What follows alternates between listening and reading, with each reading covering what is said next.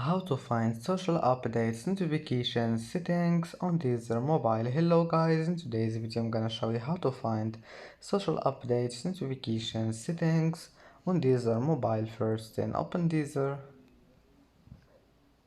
and here you will find this settings icon here in the top corner. Click on it, and now scroll down. Here you will find notifications.